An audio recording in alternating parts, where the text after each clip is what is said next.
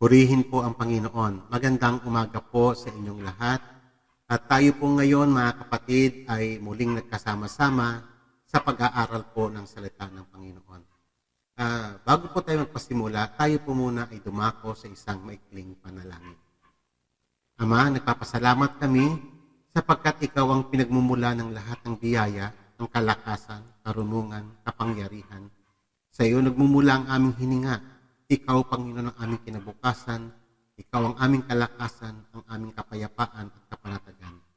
Panginoong Diyos, salamat po sa bawat taon na idinadagdag mo sa amin upang kami ay patuloy na makapag-aral ng iyong mga salita at patuloy ka naming mapaglingkuran upang maluwalhati ang banal mong pangalan.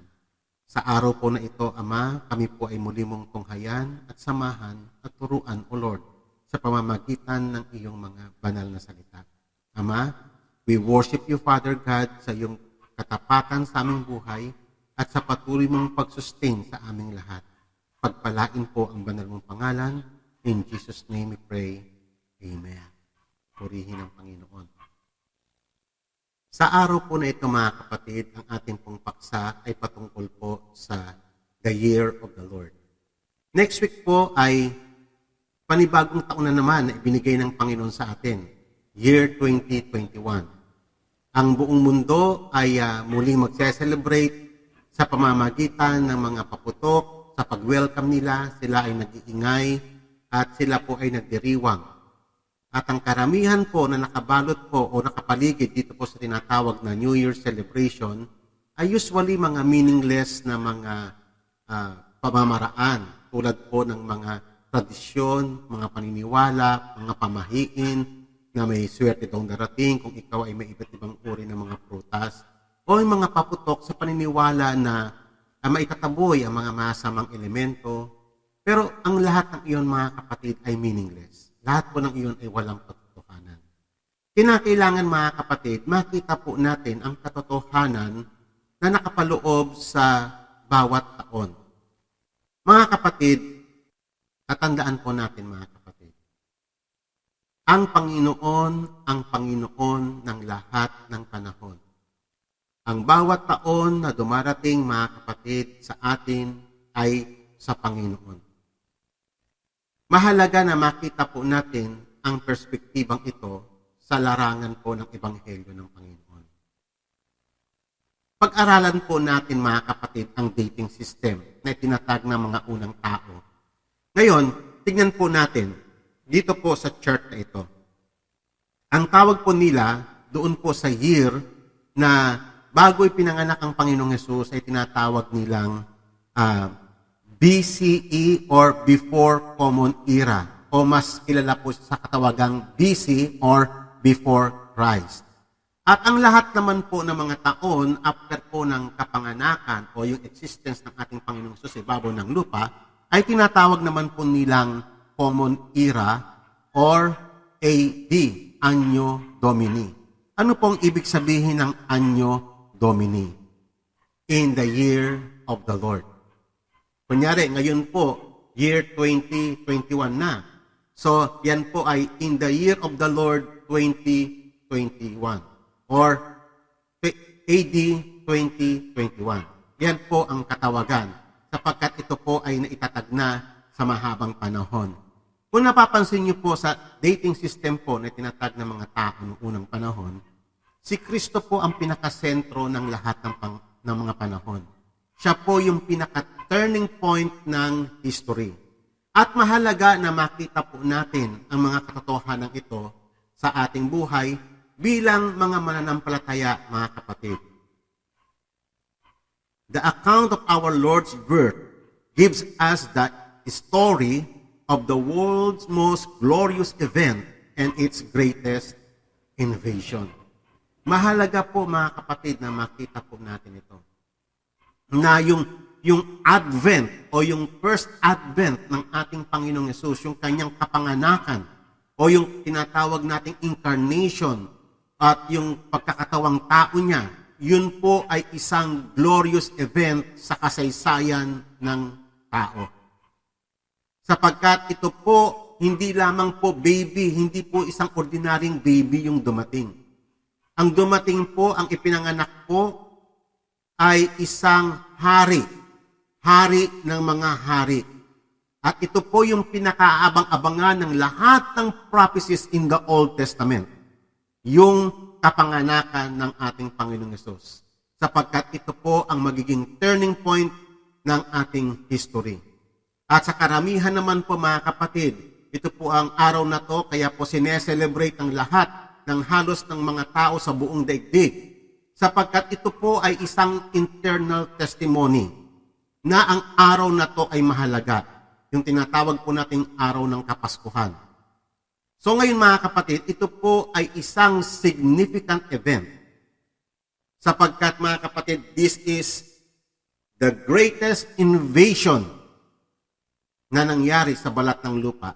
In-invade ng ating Panginoong Hesus, ng hari ng mga hari, ang mundong ito na sa ilalim na sa kadiliman. On that day, God the Son entered the world. He came as King to reconquer it for God the Father and restore it to God's original purpose, to be God's kingdom. Yan po ang pinaka-reason ng pagdating ng ating Panginoong Hesus, ay para i-conquer ang mundong ito na makasalanan na pinagaharian na ng kadiliman, at ito ay mai-restore doon sa original purpose kung papaano nilikha ng Diyos ang lahat ng bagay. Ito po yung mga pagkakataon na kung saan yung error ng unang Adan ay ire-reverse ng huling Adan, walang iba sa katauhan ng ating Panginoong Hesus. Upang maibalik ito sa kingdom ng Panginoon. Kaya yan po ang pinaka-main theme, the kingdom of God. Even ang ating Panginoong Hesus sa kanyang mga paunang mga pagtuturo, binabanggit niya na ang patungkol sa kingdom of God.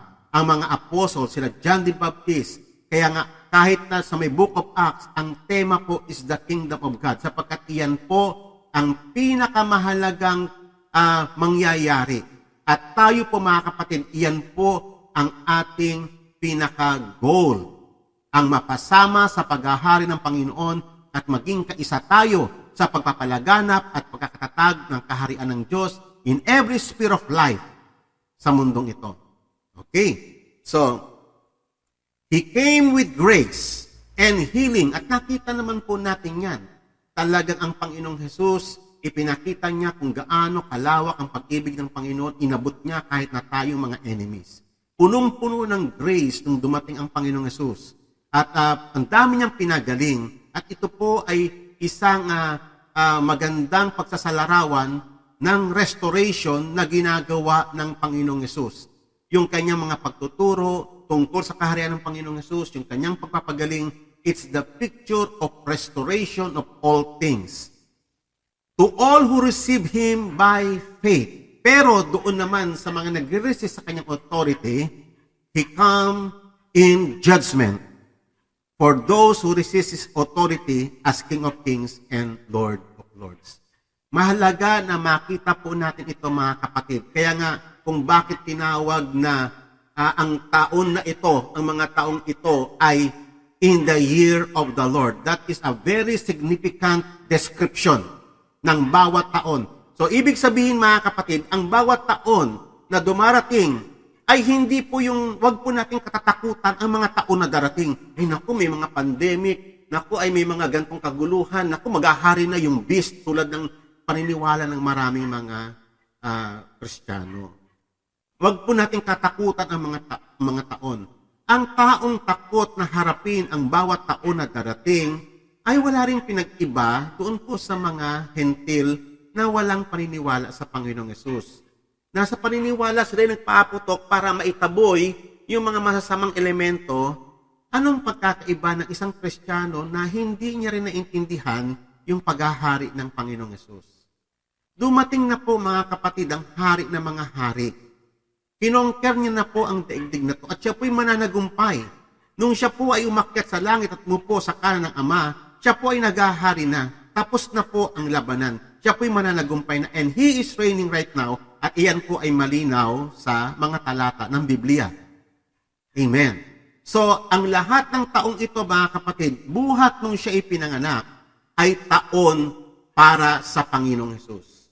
Ang mga nakalipas na mga taon, kahit na mga panahon niya ng digmaan, kahit na anumang mga panahon niyan, o mga panahon pang darating, bawat taon, tatandaan po natin, it belongs to the Lordship of the Lord Jesus Christ.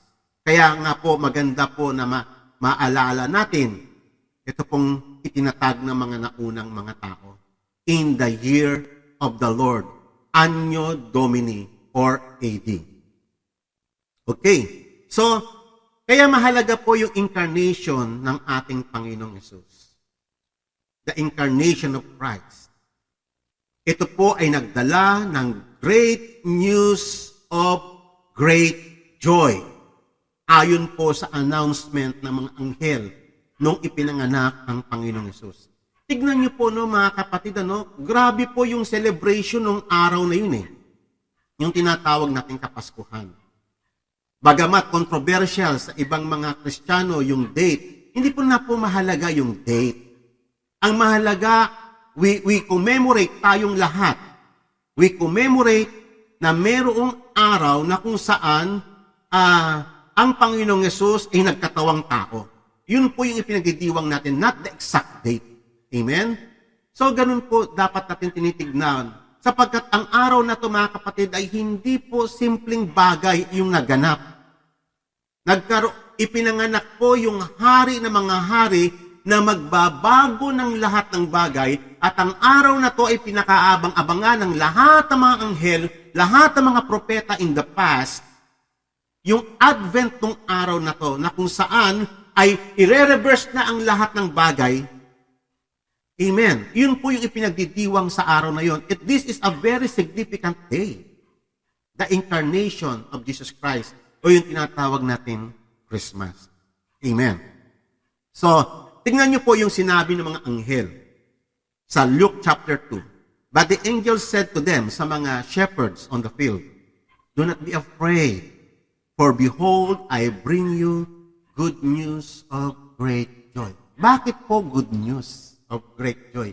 Ibig sabihin, isang mabuting balita ng malaki at dakilang kagalakan. Isipin niyo po, alam niyo mga kapatid, ang Biblia, hindi po yan gumagamit ng mga basta-bastang mga salita. Ito pong sinabi ng angel, announcement ng angel, galing po to sa Ama. At ito po ay katotohanan. This is the reality. Kung ano yung naganap ng araw na yon, bakit ganun na lamang katindi ang celebration ng mga angel nung araw na yun ay pinanganak ang Panginoong Hesus? Amen. So, good news of great joy.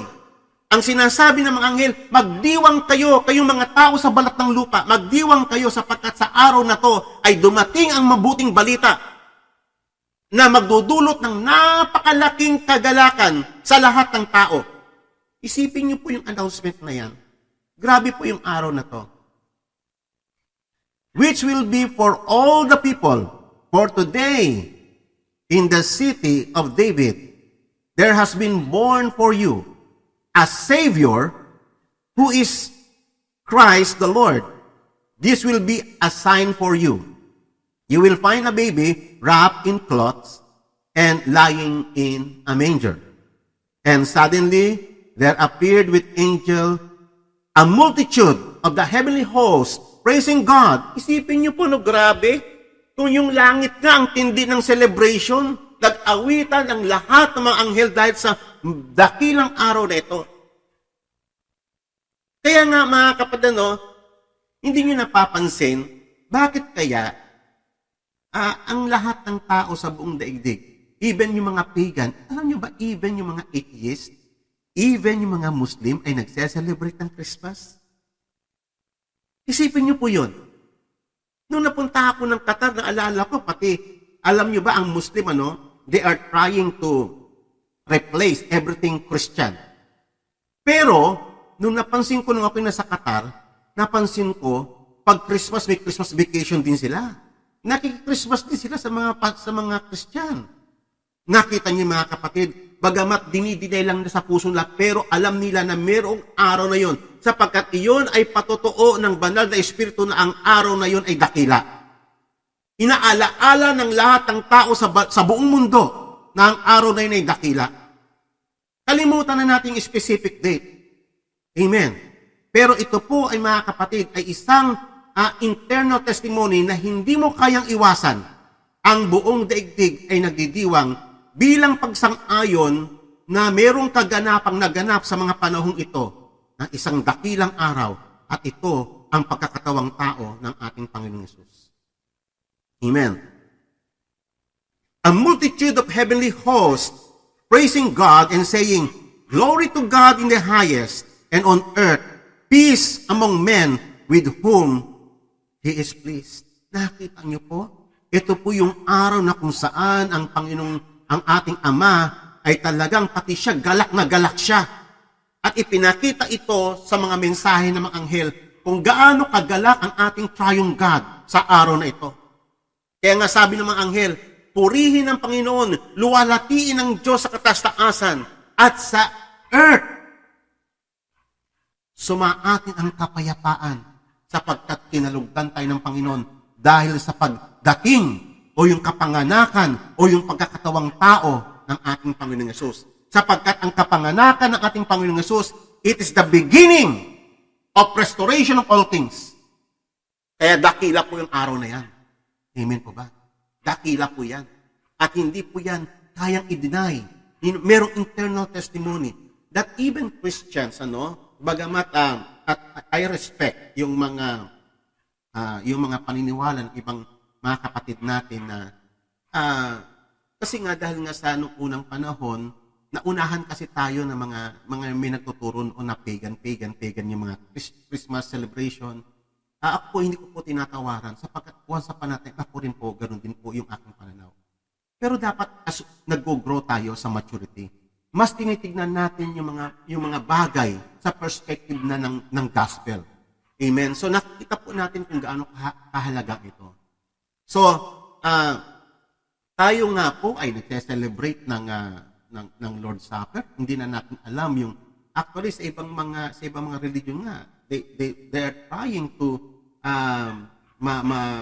ma-celebrate nila yung Lord's Supper on the exact date. Kino-compute pa nila yung date magpahanggang ngayon.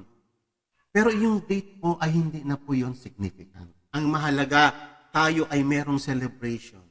Kaya nga even yung mga Christian, nakita mo sa mga Kristiyano, mga kapatid, bakit natin itinatapat, ayaw nating tawagin Christmas party or Christmas celebration, ang pinalitan natin ng pangalang Thanksgiving. Bakit po, mga kapatid? Bakit po, kung talagang Thanksgiving lang yun, kung simpleng Thanksgiving lang yun, mga kapatid, hindi yung pag-alaala sa kapanganakan ng Panginoong Hesus, bakit natin tinatapat na mga ganong mga season? Sagutin niyo po yung tanong na yan. Yan din po yung naging katanungan ko. Bakit natin itinatapat yung Thanksgiving in replacement ng Christmas celebration? O maaring siguro na natatakot tayong gamitin yung Christmas kasi mayroong mass. Mga kapatid, I challenge you. Yung salitang mass, hanapin mo, bakit nagkaroon ng mass? Yung mass po kasi, pag napasok po kasi tayo doon sa salitang mass, akala natin yung misa ng Katoliko. Doon po tayo nagkakaroon ng confusion at pag-agam-agam. Naintindihan ko po yun kasi once upon a time, ganun din po ako eh. Pero alam niyo pa mga kapatid, ni-research ko yan eh. Ano yung ibig sabihin ng Mass? Bakit dinugtong nila yung Christ Mass? Hindi lang po, bagamat, totoo po mga kapatid, yung Mass, galing po yan sa salitang Latin na tinatawag pong Misa. M-I-S-S-A. Na ang ibig sabihin po ng Mass na yon ay, kasi ng mga early Christian, as they celebrate Christmas, ay merong kasama na liturgy. Alam niyo ba kung ano yung, may kasama pong Eucharist. Alam niyo ba kung ano yung Eucharist? Yun po, sa atin po ang tawag po natin dyan is Lord's Supper. Sa Roman Catholic, ang tawag lang po nila dyan is Eucharist. So yung Mass po na yun, mga kapatid, hindi po yun misa lang ng Roman Catholic. Yun po ay celebration ng Eucharist. Amen. Tayo rin po naman, nag-Eucharist din tayo eh. Di ba? Kaya lang Lord's Supper lang ang tawag natin. Actually, kung titignan mo nyo po mga kapatid, ang definition o ang meaning talaga ng Eucharist, it's just Thanksgiving. Tignan nyo po ang meaning sa dictionary. What is Eucharist? It's Thanksgiving. So, ibig sabihin, ang mga Christmas, pag-Pasko, if they celebrate Thanksgiving, o Eucharist po yun. Yun po yung sa wikang Griego. Hango po yun sa wikang Greek, Eucharist. So, Thanksgiving po ang ibig sabihin nun. So, ngayon kasi, nag-evolve na ang mga panahon, kaya yung salitang misa ay naging parang misa na lang ng Roman Catholic. Pero yun po ang ibig sabihin ng Mass. A celebration of Eucharist, a celebration of Lord's Supper, na ini-augment nila yung kapanganakan ni Christ doon po sa may kamatayan ni Christ. Okay? Yung kanyang kamatayan po ng pagkabuhay, yung celebration ng Lord's Supper. Yung pong ibig sabihin talaga ng Christmas eh. So ngayon mga kapatid, mas maganda po no na minsan i-review po natin yung mga ano natin. Kasi noon, na-stuck po tayo sa ganong knowledge. Uy, Christmas, misa, na-stuck po tayo doon sa idea ng mga Roman Catholic. So ngayon, kaya nga mas maganda, tignan po natin ang mga bagay na to in the context of the gospel. Nakita po naman natin, no? Grabe ang kagalakan ng langit. Mismo yung God the Father, kung gaano kadakila yung araw na yon, the incarnation of our Lord Jesus Christ. It is the turning point of history, even testified sa ating dating system, in the year of the Lord. At ang buong mundo ay nagse-celebrate na magpahanggang ngayon, taon-taon, even pagan, even Gentiles, even atheists, and those who do not believe in the gospel, nagse-celebrate na silang lahat in testimony na ang araw na yon ay dakila, bagamat dinidinay nila yung truth about Christ. Amen. So, kaya nga, good news of great joy for the dying world. Kasi kung titignan mo, no, kung titignan mo sa mata ng dead man, ang nakikita lang ang tao kasing patay, ang nakikita nilang nila sa mundo, sa mga bawat tao na darating ay puro mga kaguluhan, krimen, yung nakikita nila eh. Hindi kasi nila nakikita yung paghahari ng Panginoong Yesus. Kaya nga po magkaiba yung perspective ng Christian at perspective ng taong patay. Kasi yung taong patay ang nakikita niya death. Pero ang mga anak ng Diyos may buhay na siya, kaya ang nakikita niya na life. Nakikita niya na ang Panginoong Yesus, yung paghahari ng Panginoong Yesus, nakikita niya yung victory ni Christ sa lahat ng taon na dumarating sa buhay natin. Bawat taon, mga kapatid, huwag nating isurrender kay Satan ang New Year.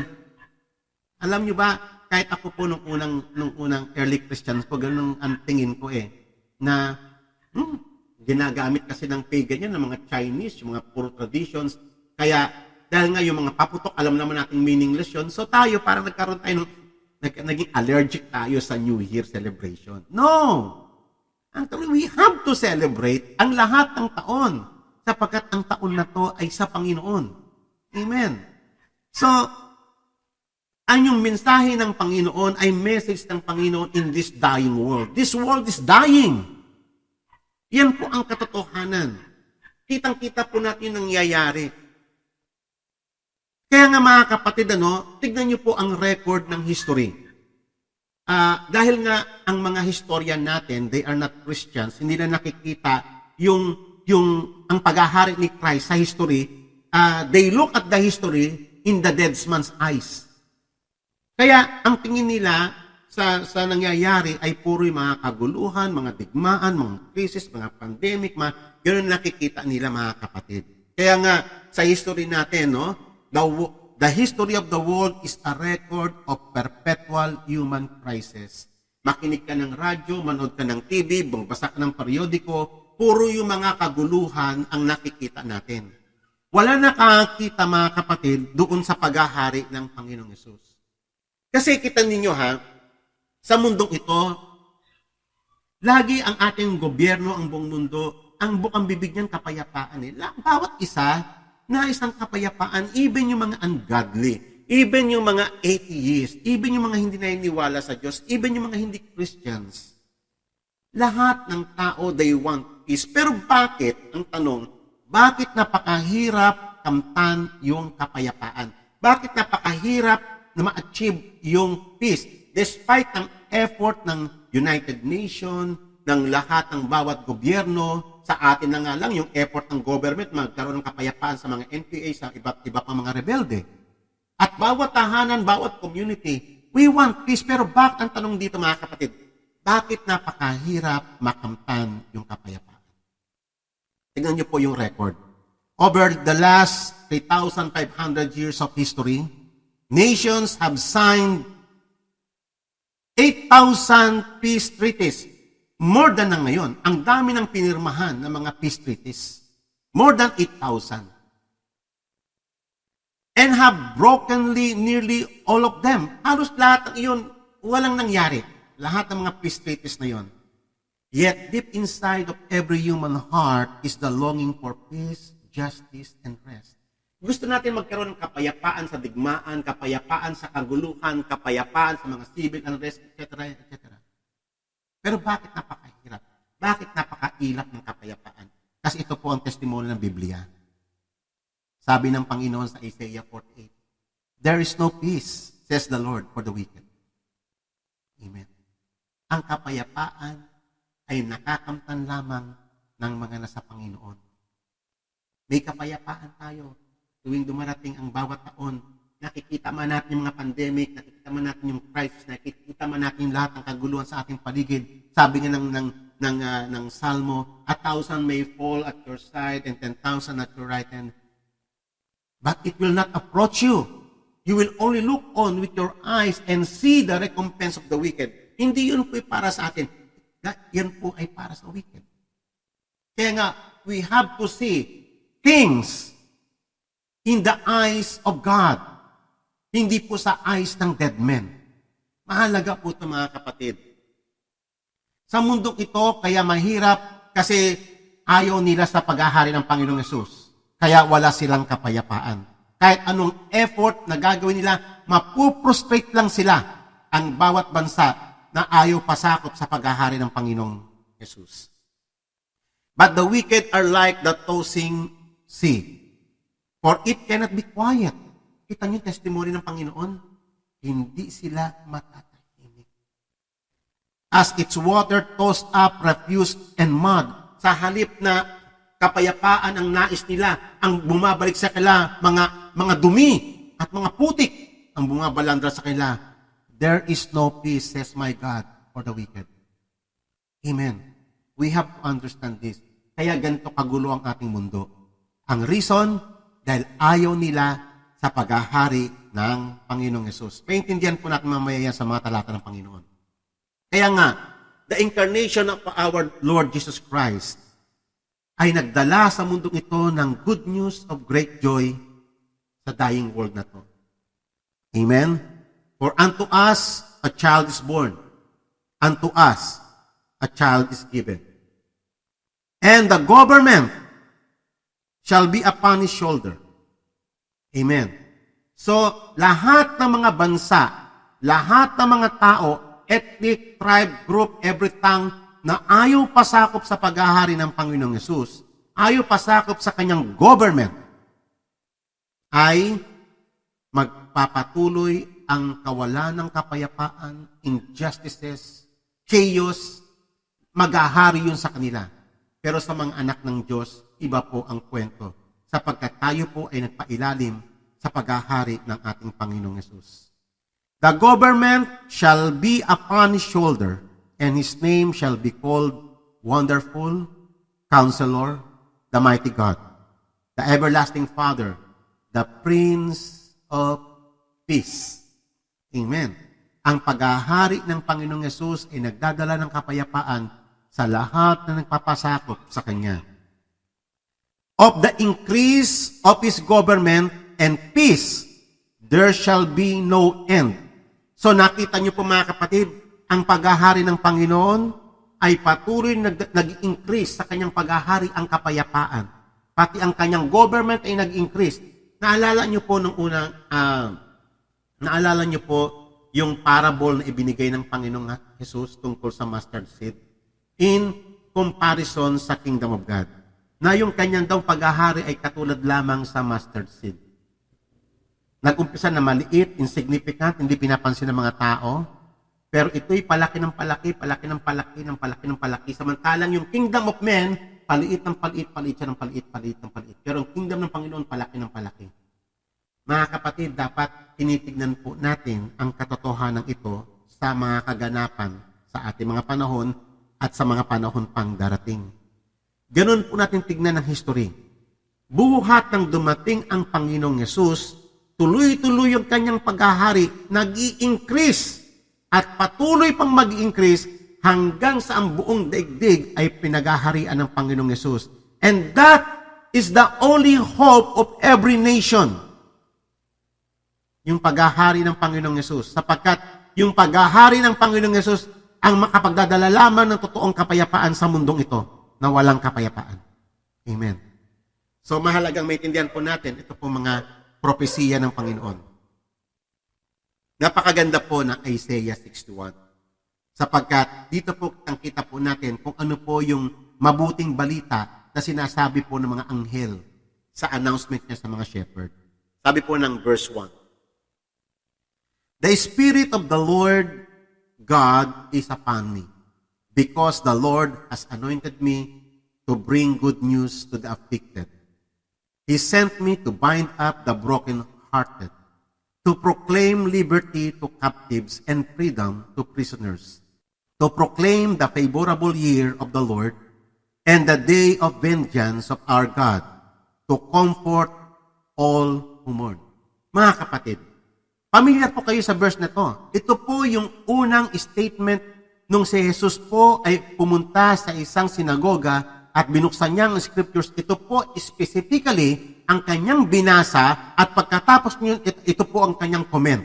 Today, this scripture has been fulfilled in your reading. Na-fulfill po ito mga kapatid. Kaya nga, I challenge you mga kapatid, basahin niyo po yung buong Isaiah 61. Na-fulfill po ito.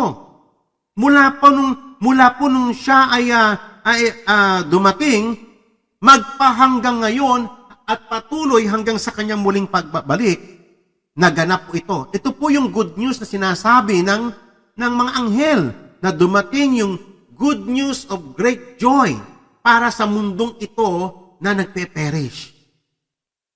Na kung ang mundong ito na nagpe-perish, gaya na sinasabi sa John 3:16, for God so loved the world that na kung sino man yung maniniwala sa Kanya will not perish. Amen? Siya lang po ang tanging pag-asa ng buong daigdig yung Kanyang paghahari. At nakita po natin kung ano po yung good news sapagkat ano po yung dadalhin ng ating Panginoon. Dadalhin niya ito to bind the broken-hearted and to proclaim the liberty to captives and freedom to prisoners. So nakita niyo po yung scope ng ministry na gagawin ng Panginoong Yesus. At totoo ito na ginawa ito ng Panginoon sa atin. Tayo, broken heart din tayo eh. Grabe nga po yung disease natin eh. Grabe po, uncurable na pero pinagaling tayo ng Panginoong Yesus. Pinalaya tayo ng Panginoong Yesus mula sa ating mga kasalanan at sa ating misery. Amen. At dineclare ng Panginoong Yesus yung favorable year. Dumating na yung favorable year ng ating Panginoong Yesus. Ang mga taong ito ay year of the Lord. Dumating na. Sabi ng Panginoong Yesus, this scripture has been fulfilled in your hearing today. Dumating na. Amen. Na ito ay dala-dala ng kanyang paghahari. Amen. And hindi lamang yung favorable year ang dumating. Even the day of vengeance ay dumating din nung araw na yon sa mga ayaw magpasakop sa kanyang paghahari. So, ibig sabihin, ang sinasabi po ng talatang ito, favor para sa lahat na nag-submit sa kanyang authority, sa kanyang paghahari. Vengeance and judgment sa lahat ng ayaw magpasakop sa kanya. Kaya nga wag na po kayo magtaka mga kapatid. Bakit ganito nangyayari sa mundo? Alam nyo ba, sinishake ng Panginoong Yesus ang lahat ng institution, lahat ng government, lahat ng religion, lahat ng family ay sinishake ng Panginoong Yesus. hanggang sa maiwan na lamang ay yung kingdom niya. Amen. So we have to see yung mga nangyayari ngayon in the perspective of Christ's gospel. Amen. To grant those who mourn in Zion, giving them garland instead of ashes, oil of gladness instead of mourning, the mantle of praise instead of spirit of fainting, so that they will be called oaks of righteousness, the planting of the Lord, that He may be glorified. Ano pong ibig sabihin ng mga talatang ito? It's the picture of restoration na dala-dala ng paghahari ng Panginoong Yesus. Kaya nga nung ipinanganak siya, mga kapatid, yung kanyang incarnation, yun po ay sign sa mundong ito, good news sa dying world na ito, na darating na yung restoration of all things. Na sa halip na sana ashes ang ating matatanggap dahil sa ating mga lisyang gawain, ay pagkakaluban tayo ng Panginoon ng garland. Amen? Sa halip na sana nagmo-mourn tayo dahil nga sa patuloy nating pagbulusok sa kasalanan, ay inanoint tayo ng Panginoon ng oil of gladness. Na sa halip sana na fainting, dahil nga hindi na tayo makatayo sa harapan ng presensya ng Panginoon, ay bagkus tayo ay kinobera ng Panginoon ng mantle of praise, na palitan ng pagdiriwang ang ating mga kapaghatian. Isipin niyo po yung extreme nangyari. Kabaliktaran ang tinanggap natin bagamat hindi tayo worthy sa mga bagay na ito. At ang matindi pa nito, mga kapatid, tinawag tayo ng mga oaks of righteousness. Mga puno, alam niyo naman po kung ano yung oak tree. Isa po yan ng mga matitibay na mga puno, no? Na inalintulad tayo doon. Oaks of righteousness. Na mga itinanim ng Panginoong Yesus. Wow! For the glory of God, that He may be glorified. Yan po yung katotohanan, mga kapatid. Amen? Then they will rebuild the ancient ruins. Nakita niyo po, restoration po ang ibig sabihin yan. Rebuilding, restoration. They will raise up the former devastations. They will repair the ruined cities, the desolations of many nations. Amen. So, yan po ang good news na dala-dala ng mga anghel. So, kaya pag narinig niyo po yung salitang AD, tatandaan niyo po, yan po ay in the year of the Lord. Yan po ay description ng paghahari ng Panginoong Yesus sa bawat panahon, over time and over history. Ang Panginoon, ang hari ng mga hari sa lahat ng spheres of life. The incarnation of our Lord is the beginning of conquering the world and restoring it to God's original purpose to be God's kingdom. Amen. Tatandaan niyo po, ang kingdom ng Panginoon is like a mustard seed. Maliit, insignificant, at ito po'y palaki ng palaki, palaki ng palaki, hanggang sa kanyang muling pagbabalik. Full blast ang kingdom ng Panginoong Yesus. Amen. Kaya huwag kayong mag-alala sa mga nangyayari sa mundong ito. Ito po ay para sa mga ungodly. Pero sa atin, it's the year of favor. Sa mga ayong pasakop sa Kanya, it's the day of vengeance. Amen. So purihin po ang Panginoon. Pangalawa, we have to remember na the incarnation of our Lord is central to the work of the Holy Spirit because it is the beginning of the new creation. Alam niyo, mga kapatid, this is very important. This is very important, mga kapatid. Na makita po natin, mga kapatid, na bakit po mahalaga yung kapanganakan ng Panginoong Yesus. Yun po ay central. Kita niyo, very active ang Holy Spirit. Sa pamamagitan ng Holy Spirit, ay nagbuntis yung isang babaeng birhen. Alam niyo ba, mga kapatid, yung kaganapang iyon is the greatest miracle of all? Wala nang papantay na mga miracles na ginawa ng Panginoon, more than Red Sea crossing, more than doon sa tumigil ang araw, more than sa doon sa nabuhay ang mga patay. ang dami nyo nang alam na mga miracles na nangyari, pero ang the greatest miracle na nangyari sa balat ng lupa ay yung isang birhen ay nagdalang tao. At yung kanyang nasasinapupunan ay hindi yun sa kagawa ng tao, but by the power of the Holy Spirit, according to the will of God. Hindi ordinaryong bata ang nasasinapupunan ni Mary. Yun po ay hari ng mga hari na magdadala ng malaking pagbabago sa balat ng lupa. Sa kasaysayan ng daigdig. Amen.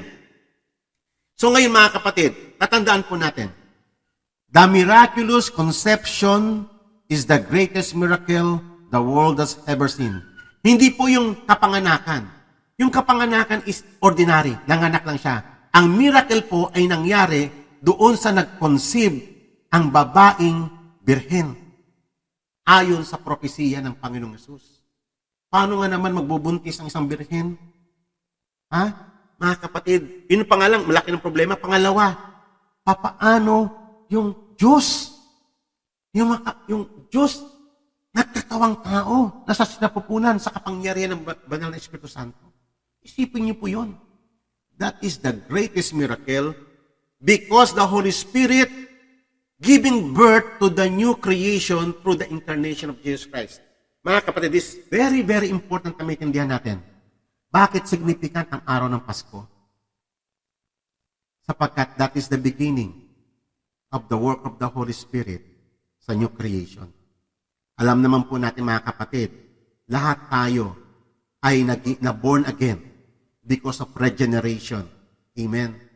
Tayo ay na-born again, tayo ay naging part ng new creation. Yun po ang isang major na nangyari nung dumating ang Panginoong Yesus. Binago niya ang lahat ng bagay. Nag-usher ang new creation. At ito pong mundo ay kabilang pa rin sa old creation na tainted by sin, curse, and death.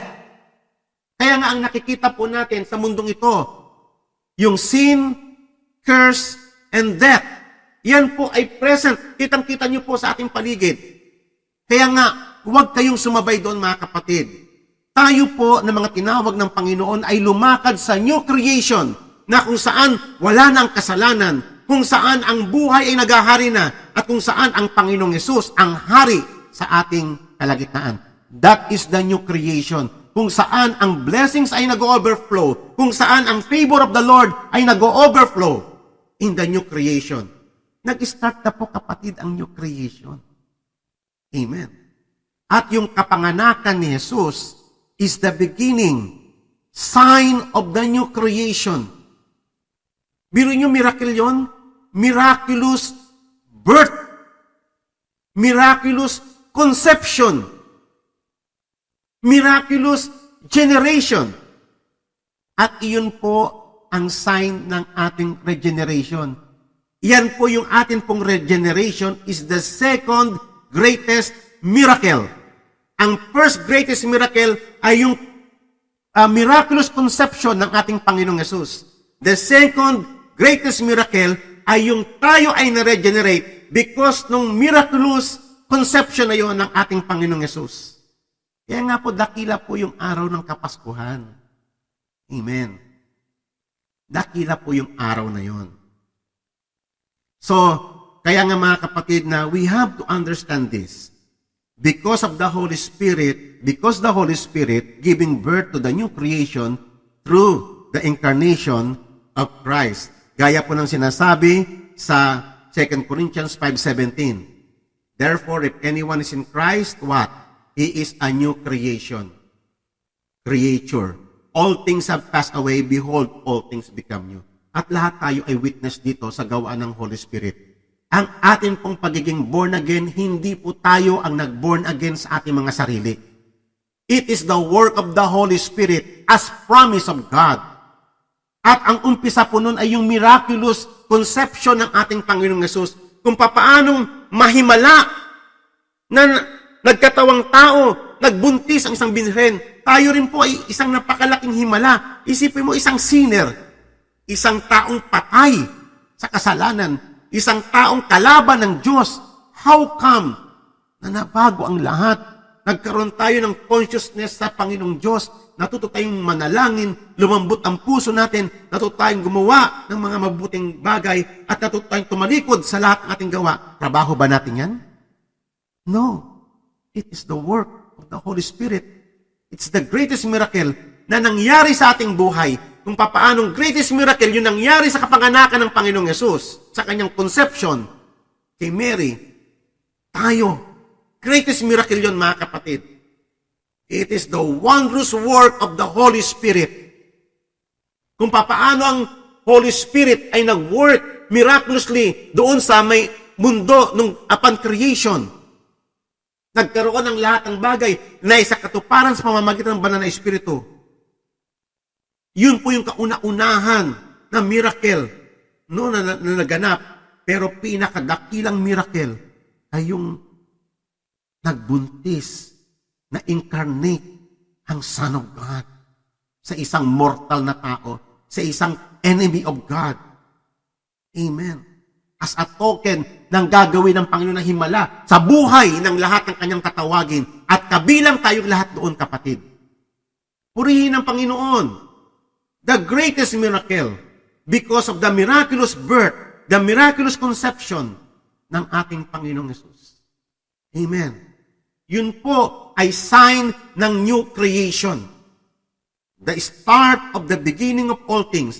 Kaya nga ang incarnation is the beginning of the great work of recreation, the generation of all things. Amen. Kaya nga po, gano'n na lang katindi ang pagdidiwang ng mga anghel. Amen. Gano'n na lang po katindi ang pagdiriwang ng buong mundo, bagamat hindi nila kinikilala ang Panginoong Yesus. As a testimony, as internal witness ng kadakilaan ng araw ng kapanganakan ng Panginoong Yesus. Amen. Kaya nga po maintindihan natin na kung bakit man tinawag ang mga taon na ito na tinatawag na in the year of the Lord. Inspired po yun ng Holy Spirit. Ang Holy Spirit ang nagturo sa mga unang tao na natakda ng kalendaryo ng ating dating system. Tinawag yun in the year of the Lord bilang patotoo sa totoong kaganapan ng pagdating ng ating Panginoong Yesus. Kaya nga mga kapatid, tignan po natin ang mga taong pang darating. Tignan natin as the year of the Lord. Amen. Purihin ang Panginoon. Kaya nga mga kapatid, tatandaan po natin, since Christ invades and conquered the world, each year celebrates the victory of Christ over sin, death, time, and history. Ganyan po natin tignan ang bawat taon. Amen. Each year is the year of our Lord Jesus Christ. It is the new year because new creation has begun through the incarnation of Christ. The kingdom of God has come upon us. Amen. And God's presence dwells in us. Emmanuel. Yan po ang ibig sabihin. Hindi po remote ang Panginoong Yesus. Kasama natin siya sapagkat nag-indwell sa atin ang kanyang Espiritu Santo. Ang Panginoong Yesus ay nagahari doon sa kanyang trono. Pero sumasa atin siyang lahat sa pamamagitan ng banal na Espiritu. Kailanman hindi niya tayo pinabayaan. Kaya nga sabi nga doon sa may Psalms, kahit na anong mangyari, kahit na ang bundok ay matanggal, kahit na magkaroon ng turmoil ang mga bansa, huwag kayong matakot. Merong river na pinapadala ang Panginoon sa atin kung saan tayong lahat ay ninonorish. At ito po yung presensya ng Panginoong Diyos sa ating kalagitnaan. Amen. Kaya nga, tatandaan po natin, ang kalendaryo o ang kasaysayan ay tumatakbo in terms of God's plan. Hindi po chance ang nagpapatakbo ng daigdig. Hindi po yung plano ng mga gobyerno, hindi yung plano ng ating pamahalaan o plano ng mga pangulo ng mga bansa. Kung hindi, ang kasaysayan ay pupunta ayon sa itinakda ng Panginoong Yesus. Amen. Sapagkat siya ang hari ng mga hari, ang hari ng bawat taon. Amen. And God shall accomplish all His good pleasure. Amen. At ito ang ating kagalakan. Ano man yung makita po natin na nangyayari sa daigdig, yan po ay nangyayari para sa ayaw magpasakop sa pag-ahari ng Panginoon. Ang ating kagalakan na yung nangako na tayo ay nasa year of favor ng Panginoong Yesus, ay nakaupo, naghahari, siya ay nagpapatakbo, siya yung sovereign ruler over all the kings of the earth. Siya ay nakapangyayari. Sa atin, mga kapatid, na mga hinirang ng Panginoon, it is a favorable year. Tatandaan po yan, kapatid. Ito po yung time of restoration of all things, na ibabind na ng Panginoon yung mga wounds natin. Kung tayo papailalim sa kanyang pag-ahari, i-restore niya na. Instead na ashes, garland ang ibibigay ng Panginoong Yesus. Instead na halos himatayin ka na, mantle of praise ang ibibigay ng Panginoon sa atin. Amen. Hallelujah. Hanga-hanga ang pag-ahari ng ating Panginoong Yesus. Kaya nga, napakaganda na maintindihan natin ang pag-ahari ng Panginoong Yesus. It is our great joy to know that Christ is on the throne, reigning through time and history, subduing all things for the glory of God. At ito ang ginagawa ngayon ng Panginoong Yesus until ang lahat ng kanyang enemies ay masubdue at luluhod.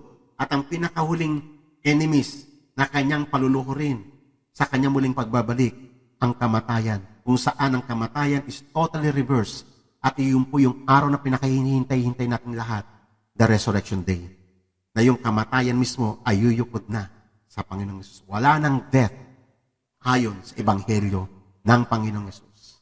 Amen po ba? At iyon po kaya nga po mahalaga ang resurrection, kapatid. Ito po yung pinaka-ultimate justice na ibinigay ng Panginoon to vindicate His holy name. The total reversal ng lahat ng error na ginawa ni Adan.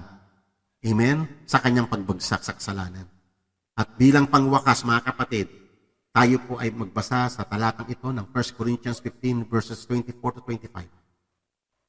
Then comes the end, when He hands over the kingdom to the God and Father, when He has abolished all rule and all authority and power.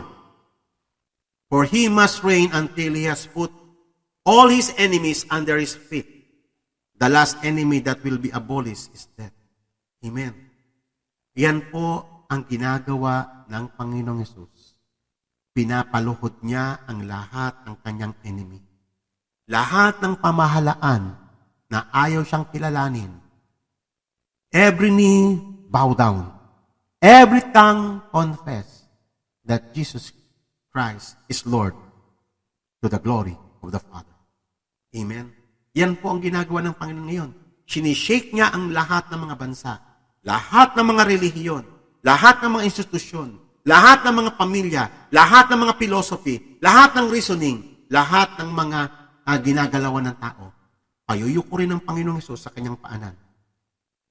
At yung kingdom ng Panginoon ay patuloy at patuloy na mag-increase. Yung kingdom of man naman, paliit ng paliit. Nakita niyo po yung image na napanaginipan ni Haring Nebuchadnezzar. Yung image na yun is the kingdom of man. Iba't ibang mga panahon, guguho lahat yun. At yung kingdom ng Panginoong Hesus ay parang tipak lamang ng bato, maliit, pero palaki ng palaki, palaki ng palaki, hanggang sa isang malaking bundok. That is yung kingdom ng Panginoon. Ganyan po ang i-expect natin magaganap sa mga panahon na darating. Amen?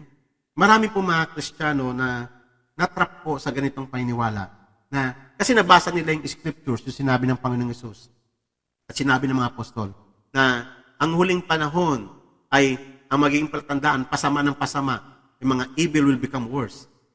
O huwag niyo pong putulin yon. Kasi iyan po yung isang mistake ng ibang mga Kristiyano. Ang nakita niya yung negative side lang, pero hindi nakita yung the other side. Ngunit ang mga banal ay magpapakabanal, ang matuwid ay lalo magpapakatuwid. So, kumplituhin po natin yung konteksto para makita po natin yung gospel. Yung mundong ito, pasama ng pasama. Lahat ng ayaw magpasakop sa Panginoon, pasama ng pasama kailang kalagayan. Pero, yung mga hinirang ng Panginoon ay nagiging brighter and brighter. Gaya sinasabi sa may Proverbs, brighter and brighter hanggang sa ang liwanag natin ay magiging katulad ng tanghaling tapat. Ganun po mga kapatid, ang destination ng mga Christians. Kaya nga, tumingin tayo sa Ebanghelyo ng Panginoong Hesus. Tignan natin ang bawat taon in the eyes of God, in the eyes of the reign of Christ. Nawa mga kapatid, ang ating maikling pag-aaral ay makapagdulot sa inyo ng pagkamulat ng ating mga isipan. At tayo ay balangkasin natin ang ating mga sarili and submit ourselves totally sa paghahari ng Panginoong Hesus. So that the favorable year na dineclare ng Panginoong Hesus ay sumaating lahat. Merry Christmas sa inyong lahat and Happy New Year in Jesus' mighty name for the glory of God. Amen.